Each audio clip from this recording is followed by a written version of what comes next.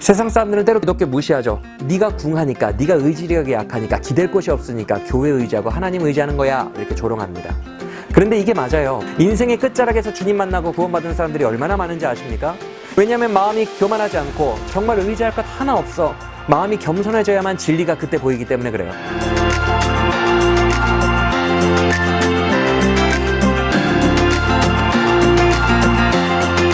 안녕하세요. 성경에 더있다 장민욱 목사입니다. 오늘날만큼이나 복음을 부끄러워했던 세대가 있었는지 싶을 정도로 우리 기독교인들은 세상에서 위축되어 살아갑니다. 복음을 세상에 자랑하며 살아야 할 것인데 도리어 교회 다닌다는 것도 숨기고 살아가는 경우가 있죠. 그런데 우리는 스스로에게 질문해 보아야 합니다. 우리가 믿는 복음이 그렇게나 다른 사람들에게 고통이 될까? 위협이 될까? 그렇게나 사람들에게 멸시받아야 할 정도로 우리가 믿는 이 복음과 이 예수님이 가치없는 것이고 특정 사람들에게만 해당하는 복음일까? 이것을 생각해 봐야 돼요. 여러분, 절대 그렇지 않습니다.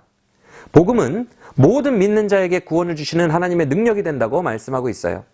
그리고 이 복음에는 차별이 없습니다. 하나님이 우리를 사랑하사 거저 선물로 주신 복음입니다. 우리는 이 복음을 자랑할 것밖에는 없어요. 자랑할 만합니다. 그래서 사도 바울은 내가 자랑할 것은 십자가의 복음밖에 없다고 말씀했고요. 그 어떤 상황 속에서도 나는 담대하게 복음을 자랑하리라 라고 말씀했습니다. 오늘 본문의 말씀도 누구에게나 후히 주시는 구원의 복음을 자랑했던, 아니 자랑할 수밖에 없었던 자들의 이야기가 나와요. 함께 이 말씀을 나누는 동안 더 이상 복음을 부끄러워하는 자들이 아니라 담대하게 증거하고 자랑하는 자들이 되시기를 바랍니다. 오늘 본문의 이야기는요, 엘리사 선지자가 활동하던 시대의 이야기예요. 당시에 북왕국 이스라엘의 수도는 사마리아였습니다. 그런데 이 사마리아 성이 극심한 고통을 당하면서 오늘의 이야기가 시작되죠. 어떤 고통이냐면 당시에 북이스라엘을 원수처럼 괴롭히던 아람의 왕이 아예 작정하고 전군을 이끌고 쳐들어온 거예요. 북이스라엘은 그들의 공격 앞에 추풍낙엽처럼 쓰러집니다. 그래서 결국 맞서 싸우기를 포기하고 수도인 사마리아 성으로 모두 들어가 문 꼭꼭 잠그고 농성을 하기 시작했어요. 근데 이렇게 온 백성이 작은 성 안에 옹기종기 모여있으면 식량 사정이 어떻게 되겠습니까? 아주 안 좋아지죠. 실제로 성경을 보면요, 이때 사마리아 성의 식량 사정이 얼마나 안 좋았는지 그 비참한 현실을 그대로 보여주고 있는데, 열왕기하 6장 25절은 이렇게 말씀합니다. 아람 사람이 사마리아를 에워싸므로 성중이 크게 줄여서 나귀머리 하나에 은 80세겔이요 비둘기똥 4분의 1갑에 은 5세겔이라 하니, 이렇게 말씀하고 있어요. 여러분, 이건 엄청난 인플레이션입니다. 지금 나귀의 머리고기 이거 누가 먹어요? 그거 은 80세겔의 거래가 되었다고 해요. 은 80세겔, 오늘날의 가치로 대략 계산해보면 약 3천만 원 정도에 해당합니다. 여러분, 인플레이션 상상이 되세요? 그리고 더 어이가 없는 것은 그 뒷문장이죠. 은 5세겔에 뭐가 팔린대요? 비둘기 똥이 거래된대요. 물론 원어를 분석하고 우리 학자분들의 연구에 의하면요, 이 비둘기 똥은 진짜 우리가 생각하는 그 비둘기 똥은 아닐 수도 있어요. 근데 거의 비슷한 수준의 혐오 물질이라고 생각하시면 돼요. 도저히 식량으로 삼을 수 없는 것. 그런데 그게 한 갑에 식량으로서 5세겔. 오늘날 가격으로 약 200만 원에 팔린다는 거예요. 얼마나 그들이 굶주리고 있는지 상상이 되시죠? 그렇다고 성 밖으로 먹을 것을 구하러 나가요? 그러면 어떻게 돼요? 바로 포위하고 있는 아람 대군의 칼에 맞게 돼요. 지금 아람 군대는요, 사마리아 성을 동그랗게 포위하고 일부러 그들이 굶어 죽기만을 기다리는 포위작전 쓰고 있었거든요. 즉 이것은요, 그들이 안팎으로 죽기만을 기다릴 수밖에 없는 절망적인 상황에 처했다는 것을 말씀합니다. 모레도 죽어요. 근데 여러분, 이 세상에서 살아가는 모든 인간들의 상황도 이와 별반 다르지 않다는 것을 아십니까? 사람들은 늘 미래에는 잘 될 거라고 막연하게 기대하며 현재를 살아가는 경향이 있어요. 그러나 정말 우리는 살아가고 있는 걸까요? 엄밀하게 말해서 우리는 죽어가고 있는 것입니다. 필연적인 절망을 향해 달려가고 있는 거예요. 굶어 죽던, 밖에 나가 칼에 맞아 죽던 그 사마리아 성 사람들이 언젠가는 죽을 수밖에 없는 것처럼 우리도 언젠가는 죽어요. 죽음을 피할 수가 없어요. 우리 모두는 영적인 사마리아 성에 갇힌 사람들입니다. 우리가 무슨 행동을 해도 결코 피할 수 없는 게 바로 죽음의 권세예요. 인정하기 싫어도 우리는 언젠가는 죽으며 지금도 그 시간을 열심히 지연시키고 연명하고 있을 뿐이지 결코 죄와 마귀가 포위하고 있는 죽음이라는 권세를 뚫고 탈출할 수가 없다는 것입니다. 다만 부자들이나 힘 있는 사람들은요, 그나마 나귀 머리라도 3천만 원 주고 사서 끓여 먹어요. 그리고 어떻게 해서든지 생명을 연장하면서 자기들은 그나마 안전할 거라고 생각하죠. 여러분, 이 세상의 부자들도 똑같지 않습니까? 자기들은 돈이 있기 때문에 죽음에서 좀 멀리 있다고 느껴요. 근데 그게 진짜 안전한 걸까요? 영원한 안전일까요? 아니죠. 가난한 자들보다 겨우 조금 더 생명을 연장했을 뿐 그들도 결국 성의 식량이 다 떨어지면 같이 죽는 거예요. 이 세상에서 더 가진 자, 그리고 어떻게 해서든지 안전하고 편안한 삶을 누리려고 높은 자리에 올라가고 부자가 된 자들이 생각하는 그 안전도 결국 시한부라는 겁니다. 그러나 그들은 시한부이지만 생명을 연장하기 위해 길을 쓰고 더욱 모질게 돈을 모아대죠. 식량을 모아대죠. 나를 지켜줄, 내가 믿을 것은 오직 돈밖에 없기 때문에 그래요. 그래서 때로는 가난한 자를 짓밟고서라도 돈을 뺏는 부자들도 있는 것이죠. 그렇다면 힘없고 가난한 자들은 어떻게 해요? 그들은 선할까요? 아니요. 역시나 죽음이 눈앞에 있기 때문에 온갖 죄악을 저질러서라도 일단 살려고 봅니다. 오늘 본문을 보면 북이스라엘의 왕이 포위되어 있는 백성들의 형편을 살피기 위해서 성벽 위로 시찰을 나가는 장면이 나와요. 근데 그때 한 여인이 절규하며 왕이시여 도와주세요 라고 소리를 쳐요. 그래서 왕이 대답하죠. 내가 하나님도 아닌데 이 상황에서 너를 어떻게 도와줄 수 있냐? 이렇게 말해요. 타작마당에는 정작 타작할 곡식이 없고 포도주 틀에는 즙을 짤 포도가 없는 마당에 타작마당이나 포도주 틀을 너에게 먹여줄 수는 없지 않겠느냐? 이렇게 한탄하며 반문합니다. 그런데 그때 왕에게 들리는 이 여인의 절규는 상상할 수 없을 정도로 비참한 이야기였어요.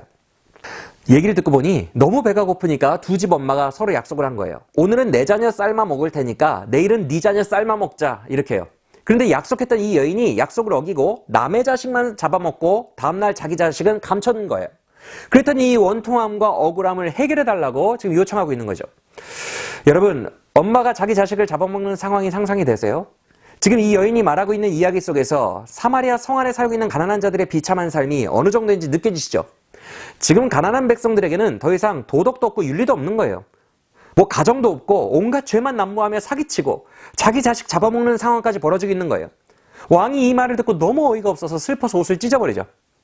여러분, 지금 세상의 상황이 이 이야기와 다른 것 같습니까? 아니에요. 거의 비슷해요. 세상에서 힘없고 가난한 자들은요, 그 나름대로 또 더 악랄해져요. 부자는 부자 나름대로 악랄해지는 것처럼 똑같아요. 마치 죽음이 내 코앞에 있는 것 같기 때문에 더 악랄합니다. 남의 새끼는 굶어 죽어도 어떻게 해서든지 일단 살고 봐야 됩니다. 사기를 치든지 윤리를 어기든지 그런 것들은 상관없습니다. 일단 살아야 볼 것 아니냐고 눈이 뒤집혀서 살아가요. 사회가 그렇게 돌아가고 있어요. 그래서 사회는 막바지로 갈수록 더 악해질 겁니다. 여러분, 이게 우리가 사는 사마리아 성입니다. 세상이 얼마나 각박합니까? 왜 이렇게 각박해요? 모두가 정확하게는 잘 모르지만 진리를 은연중에 느끼고 있기 때문에 그래요. 진리가 뭐죠? 다 죽음을 향해 달려가고 있다는 거예요. 이걸 은연중에 다 느끼고 있어요. 그리고 그렇게 세팅된 이 세상 속에서 나는 더 늦게 죽기 위해, 보다 안전하기 위해 아등바등 살아가는 거죠. 근데 이런 상황에서 사람들은 보통 100이면 100 하나님을 미워하고 원망합니다. 이 각박한 세상에서 어느 누가 그냥 하나님 믿고 그냥 하나님 사랑하는 사람이 있어요? 거의 없죠. 북이스라엘의 왕도 마찬가지였어요. 아까 그 여인의 절규를 들은 다음에 갑자기 왕이 누구를 미워하냐면 그 분노를 하나님의 종이었던 엘리사에게 돌리고 있습니다. 하나님의 말씀을 선포하는 사람을 오히려 미워하고 죽인다는 거예요. 왜요? 하나님이 이런 힘겨운 상황을 만들었다고 여기면서 원망하기 때문입니다. 6장 33절에서 왕은 이렇게 고백합니다. 무리와 말을 할 때에 그 사자가 그에게 이르니라. 왕이 이르되 이 재앙이 여호와께로부터 나왔으니 어찌 더 여호와를 기다리리요. 이런 재앙을 내린 게 지금 누구라고요? 하나님께로부터 나왔대요. 여러분, 힘겨운 세상 속에서 사람들이 하나님을 왜 더 안 믿는 줄 아십니까? 하나님이 살아계시다면 정말 이럴 수 있겠느냐는 원망의 마음이 있기 때문에 그래요. 근데 그들이 놓치는 게 하나 있어요. 그건 바로 우리들의 죄악입니다. 당시 북이스라엘도 마찬가지였어요. 영적으로 가장 타락한 시대였어요. 특히 엘리사가 사역할 때는 그 사회가 정말 막장 수준이었습니다. 근데 무서운 것은 자기들의 죄악으로 인해 죽음이 도래한 것은 생각하지 않고 하나님이 나쁘거나 안 계셔서 세상이 이렇게 되었다고 생각하는 거예요. 사실 하나님은요, 이런 상황이 올 것을 사마리아 성이 포위되기 600년 전에 신명기에 다 예언해 놓으셨거든요. 너희들이 가나안 땅에 들어가서 타락하고 그 죄가 너무나도 심하여 도저히 하나님께로 돌아오지 않는다면 이런 일들이 일어날 거야 라고 말이죠. 근데 이건 비단 북이스라엘만의 이야기가 아니죠. 우리도 똑같습니다. 성경은 분명히 말씀합니다. 우리가 지은 죄의 결과는 사망입니다. 이 세상에 사망이 도래한 것, 그리고 이 사회가 죽음을 좀 피해보려고 모두가 이기적으로 되어서 피차 찌르고 죽이게 된 것은 모두 다 우리 스스로의 타락 때문에 벌어진 일이라는 거예요. 하나님이 세팅한 게 아니에요. 근데 사람들은 자기 죄를 회개하지 못하고 하나님을 저주하거나 하나님이 계셨으면 이럴까? 안 계시다고 생각하는 거예요. 근데 하나님이 과연 그렇게 나쁜 하나님일까요, 여러분? 하나님은요, 사람들의 생각과는 전혀 다른 너무나도 선하신 구원의 하나님이심을 믿으시길 바랍니다. 이렇게 끝까지 자기 죄를 인정하지 못하는 원수 같은 죄인들을 사랑하사 구원하시려고 힘쓰시는 하나님이라는 거예요. 하나님은 그 순간 엘리사를 통해 말씀하십니다. 열왕기하 7장 1절 제가 읽어드릴게요. 엘리사가 이르되 여호와의 말씀을 들을지어다. 여호와께서 이르시되 내일 이맘때가 되면 사마리아 성문에서 고운 밀가루 한 스아를 한 세겔로 매매하고 보리 두 스아를 한 세겔로 매매하리라 하셨느니라. 이게 복음이죠. 내일 이맘때가 되면 다시 식량 사정이 좋아져서 인플레이션 끝나고 정상적인 매매가로 돌아오게 된다는 거예요. 하나님이 그렇게 구원해 주시겠다는 거예요.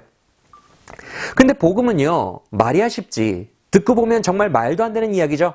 그도 그럴 것이 지금 밖에는 수십만 명의 아람 군대가 버티고 있고 성 안에는 식량이 다 떨어진 상태인데 어디에서 곡식을 나서 놀랍게 싼 가격으로 곡식이 판매된다는 것입니까? 그리고 바로 내일 이맘때, 즉 하루 만에 어떻게 그렇게 됐냐는 거예요. 여러분 같은 이런 복음이 믿어지겠어요? 그래서 한 군대 장관은 이런 복음을 전하는 엘리사를 조롱하며 이렇게 말하기도 합니다. 여호와께서 하늘에 창문을 내신들 어찌 이런 일이 있으리요? 즉 복음이 거짓말이라는 거예요. 맞습니다. 복음은 원래 이렇게 뚱딴지 같은 거예요. 하나님이 죽음 앞에 놓인 우리에게 영원한 생명을 주시기 위하여 자기 아들 예수님을 내어주셨고 그 예수님이 우리를 위해 십자가에서 대신 죽으심으로 말미암아 우리의 죄가 모두 용서받았고 예수님이 3일 만에 부활하심으로 말미암아 이제는 사망 권세가 무너져서 부활하신 예수님을 마음으로 믿는 자마다 예수님처럼 죽음이 끝이 아니라 죽음을 이기고 부활하여 영원한 천국에서 살 것입니다. 이 모든 것이 하나님이 우리를 이처럼 사랑하셨기에 버리신 하나님의 구원입니다. 이게 복음입니다. 여러분 이게 말이 됩니까? 이게 쉽게 믿어져요? 아마 제정신인 사람일수록 이런 허무맹랑한 이야기는 믿지 못할 거예요. 그러나 이게 복음입니다.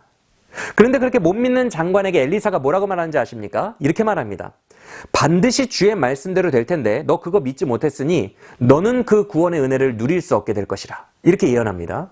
이건 마치 우리로 대입하면 이런 말과 같아요.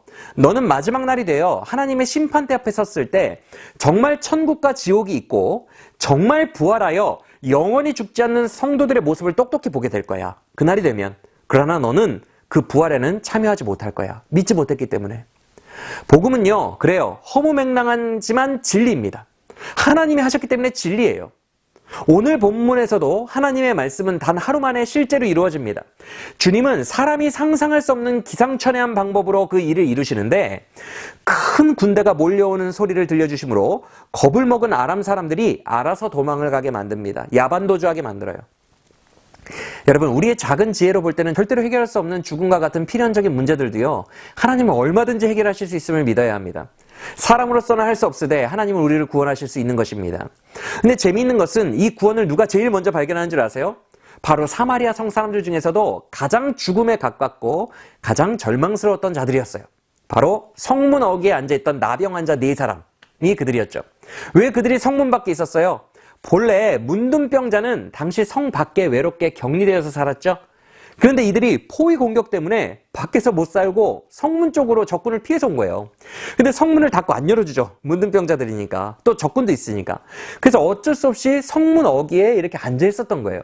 즉 동족에게도 버림받아서 가장 죽음에 가까이 있던 게 그들이었다는 거예요. 그래서 그들이 어떻게 합니까? 여기 성문 근처에서 계속 기다리다가 굶어 죽나 아람 군대에게 가서 죽나 어차피 죽을 인생 아람 군대에게 차라리 항복이나 해보자는 심정으로 아람 진영으로 가요. 그러다가 아람 군대가 해질 무렵에 야반도주하고 떠난 빈자리에서 그들이 남기고 간 수많은 금은보화와 전리품들과 수십만 명의 군대가 몇 개월을 먹고도 나올 만한 엄청난 양의 식량이 사방에 널려 있는 것을 발견하게 됩니다. 세상 사람들은 때로 기독교 무시하죠. 네가 궁하니까, 네가 의지력이 약하니까, 기댈 곳이 없으니까 교회 의지하고 하나님 의지하는 거야 이렇게 조롱합니다. 그런데 이게 맞아요. 복음은요 절망에 처한 사람이 더 쉽게 받아들여요. 인생의 끝자락에서 주님 만나고 구원받은 사람들이 얼마나 많은지 아십니까? 이건 논리적으로 당연한 거예요. 왜냐하면 마음이 교만하지 않고 정말 의지할 것 하나 없어 마음이 겸손해져야만 진리가 그때 보이기 때문에 그래요. 이렇게 비참하고 가난했기에 구원을 먼저 발견했던 4명의 문둥병자들이 어떻게 합니까? 정말 그 은혜를 최선을 다해 누리고 기뻐하기 시작합니다. 일단 가장자리에 있는 텐트에 들어가서 먹고 마시고 그곳에는 기금속 가지고 나와서 감추고 막 옆 텐트에 있던 것까지 가지고 나오거든요. 갑자기 거저 생긴 엄청난 구원을 최고의 기쁨으로 막 누리고 있는 거예요. 복음에 담긴 구원이 이런 것이죠. 말로 형용할 수 없는 기쁨과 만족이 그 안에 있어요. 그런데 이렇게 기쁨을 누리던 그들에게 어떤 생각이 들어요? 하루 종일 막 옆 텐트까지 누렸음에도 자기들은 고작 하나님이 주신 엄청난 구원의 일부분만을 누렸을 뿐이었어요. 이제 겨우 텐트 2개 털었잖아요. 근데 배가 엄청 부르고 엄청난 재산을 가지게 되었어요. 그런데 아직 그 장소에는 얼마나 많은 텐트가 있었어요. 아람 군대의 전군이 왔다고 했으니까 성을 둘러싸서 수만 개의 텐트는 더 남아 있었을 거예요. 그러면 어떤 생각이 들 것 같아요? 맞아요. 그들은 이 엄청난 크기의 구원을 나만 누리고 저 수많은 텐트의 곡식을 다 썩게 할 수는 없겠다는 생각이 들게 됩니다. 그래서 이렇게 고백하죠. 7장 9절을 읽어드릴게요. 나병 환자들이 그 친구에게 서로 말하되 우리가 이렇게 해서는 아니 되겠도다. 오늘은 아름다운 소식이 있는 날이거늘 우리가 침묵하고 있도다.